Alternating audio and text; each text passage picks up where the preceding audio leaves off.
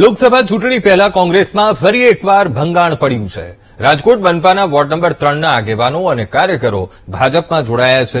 ભાજપના લોકસભાના ઉમેદવારના હસ્તે ખેસ પહેરીને તેઓ ભાજપમાં જોડાયા, ત્યારે કોંગ્રેસમાંથી મનપાની ચૂંટણી લડનાર દાનાભાઈ હુંબલ અને આહિર સમાજના આગેવાનો ભાજપમાં જોડાતા કોંગ્રેસનો રાજકોટમાંથી સફાયો કર્યો હોય તેવા દ્રશ્યો સર્જાયા છે, એવું પ્રદેશ ઉપાધ્યક્ષ ભરત બોઘરાએ કહ્યું હતું।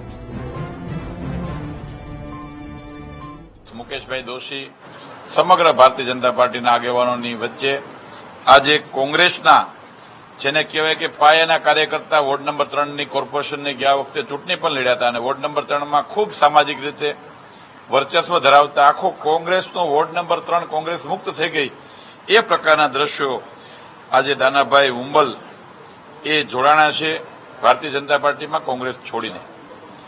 એની સાથે રવિભાઈ દેત્રોજા, કરશનભાઈ, ધીરુભાઈ, વિજયભાઈ મહેડ, આદિભાઈ અને ધવલસિંહ લગભગ 100 જેટલા મુખ્ય કાર્યકર્તા કોંગ્રેસના જે ચૂંટણી વ્યવસ્થા સંભાળતા હોય એવા કાર્યકર્તા મતદાનના 2 દિવસ પહેલા કોંગ્રેસ છોડી ભારતીય જનતા પાર્ટીમાં જોડાણા છે। ત્યારે આપ જોઈ શકો છો કે જે પ્રકારે નેતાવિહીન કોંગ્રેસ, દિશાવિહીન કોંગ્રેસ, વંશવાદ અને જૂથવાદમાં વહેંચાયેલી કોંગ્રેસ ફરી એક વખત રાજકોટ મહાનગરમાં કોંગ્રેસના રહ્યાસૈયા કાર્યકર્તાઓ પણ હવે કોંગ્રેસ છોડીને રામ રામ કરે છે। પરસોત્તમભાઈ રૂપાલાની અધ્યક્ષતાને અને ભરતભાઈ બોગરા, શહેર પ્રમુખ મુકેશભાઈ દોશી એની આગેવાનીમાં અમે રાજકોટ વોર્ડ નંબર 3ના તમામ આગેવાનો, કોંગ્રેસના તમામ ભાજપને જે વિકાસનો રથ આગળ ચાલી રહ્યો છે એ રથમાં સૈનિક તરીકે સેવા કરવા આવ્યા છીએ।